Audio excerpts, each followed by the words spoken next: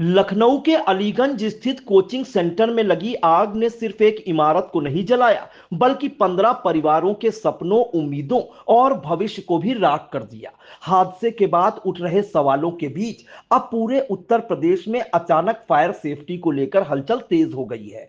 जिन संस्थानों में कल तक सुरक्षा मानकों की ओर शायद ही किसी का ध्यान जाता था, वहां आज फायर विभाग सहित प्रशासनिक अधिकारियों की टीमें सघन निरीक्षण कर रही हैं। अग्निशमन यंत्रों से लेकर आपातकालीन निकास तक हर व्यवस्था को बारीकी से परखा जा रहा है।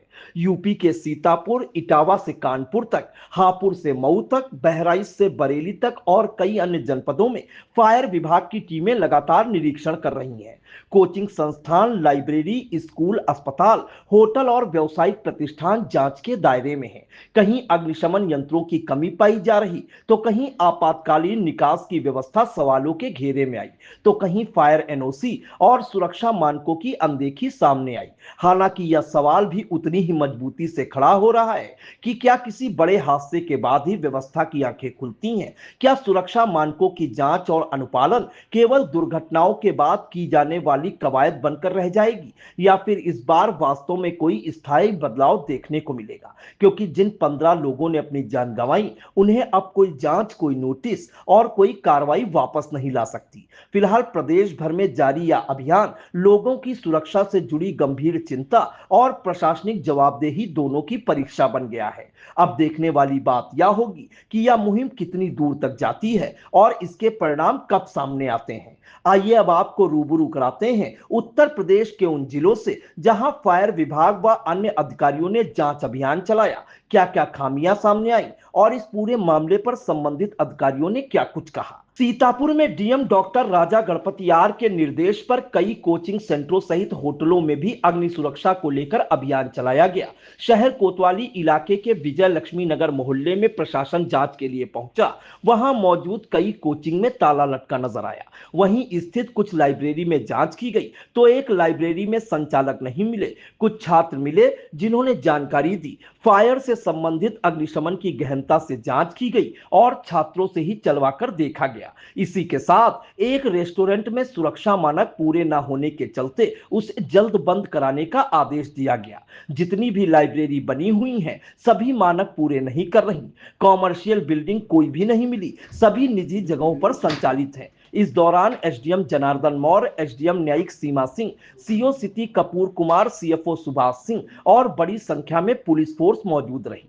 इटावा के एक कोचिंग सेंटर में फायर सिलेंडर पाया गया, लेकिन उसकी कोई एक्सपायरी डेट का उल्लेख नहीं मिला। यही नहीं, कोचिंग सेंटर के नीचे वाली शॉप में हैवी वायरिंग के साथ कंप्रेसर में लगे तार खुले पाए गए। इसके अलावा अन्य भी कई सेंटरों में कमियां पाई गई। कानपुर में जिला प्रशासन और कानपुर विकास प्राधिकरण की टीम ने काकादेव कोचिंग मंडी में छापा मारा। अधिकारियों ने तकरीबन 35 सेंटरों का औचक निरीक्षण कर सुरक्षा व्यवस्था की जानकारी ली। इसके अलावा 1000 से अधिक संस्थानों का सत्यापन कराया गया। इसमें 40 से अधिक संस्थाओं को नोटिस जारी की गई। कानपुर विकास प्राधिकरण के सचिव अभय कुमार पांडे, अपर पुलिस आयुक्त कानून व्यवस्था डॉक्टर विपिन ताडा ने क्या कुछ बताया, उसे सुनिए। यहाँ पर कानपुर में जो काकादेव क्षेत्र है, यहाँ पर भी कोचिंग इंस्टीट्यूट्स जो है बड़ी संख्या में है और यहाँ पर बहुत सारे बच्चे बाहर से भी आसपास के जनपदों से आते हैं और यहाँ पर कोचिंग इंस्टीट्यूट में वो अपना पढ़ाई करते हैं।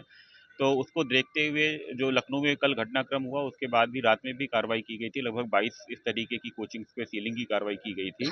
अभी वर्तमान में भी प्राधिकरण की टीमें जो है अपने अपने क्षेत्र में भ्रमण करके इस तरीके के भवनों को चिन्हित कर रही हैं, जहाँ पर बिना पर्याप्त अग्निशमन सुरक्षा या पर्याप्त निकास के या बिना मानचित्र स्वीकृत कराए बेसमेंट में अगर कहीं निर्माण है तो उसमें हम लोग जो है प्रभावी तरीके से कार्रवाई सुनिश्चित कराएंगे और इंश्योर करेंगे कि कहीं भी इस प्रकार की कोई जो है कमी न रह जाए प्राधिकरण स्तर पर, और हम लोग इसमें ऐसे सभी भवनों को चिन्हित करके उनकी सीलिंग की कार्रवाई सुनिश्चित कराएंगे। यूपी के हापुड़ में दमकल विभाग ने स्वर्ग आश्रम रोड, रेलवे रोड, तहसील चौराहे पर कोचिंग सेंटर और लाइब्रेरी में फायर सेफ्टी उपकरणों की जांच की। अग्निशमन अधिकारियों ने नियमों का उल्लंघन करने वालों को नोटिस जारी की और सीलिंग की कार्रवाई की गई। इसी क्रम में जनपद मऊ में मजिस्ट्रेट, एसडीएम सदर और फायर विभाग की टीम ने प्रमुख मॉल, होटल, रेस्टोरेंट और कोचिंग संस्थानों का निरीक्षण किया। मऊ एसडीएम अवधेश कुमार ने क्या कुछ बताया, उसे भी सुन लीजिए। जिलाधिकारी महोदय द्वारा एक टीम गठित की गई थी उस टीम के सभी सदस्य उपस्थित होकर के आज यहाँ पर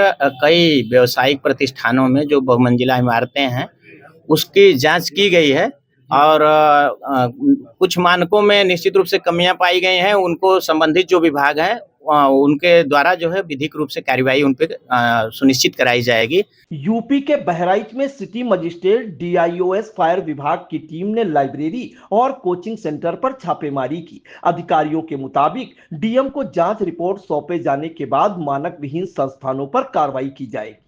यूपी के बरेली में बीडीए वीसी सौम्या पांडे के नेतृत्व में बरेली विकास प्राधिकरण फायर पुलिस की संयुक्त टीम ने शहर के कोचिंग सेंटरों, शॉपिंग मॉल, बहुमंजिला व्यवसायिक भवनों में विशेष अभियान चलाया। इस दौरान सिविल लाइन, पटेल चौक, अयूब खान चौराहा सहित कई इलाकों में निरीक्षण किया गया। वीसी बीडीए बरेली सौम्या पांडे ने क्या कुछ बताया, उसे भी सुन लीजिए। जिसमें विकास प्राधिकरण, हमारे पुलिस के सीनियर ऑफिसर्स, हमारे फायर के ऑफिसर्स, हमारी एनफोर्समेंट की टीम लगातार शहर में अभियान चलाती है कि मानक विहीन किसी प्रकार के कोई काम ना किए जाए।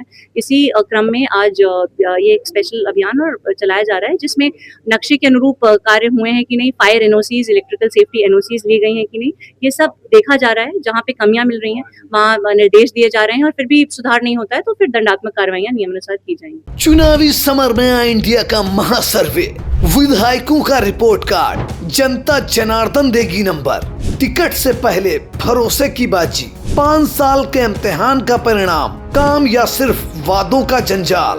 आप अपने विधायक को फिर देना चाहेंगे एक और मौका। खबर आपकी, नजर हमारी, देखते रहिए आई इंडिया।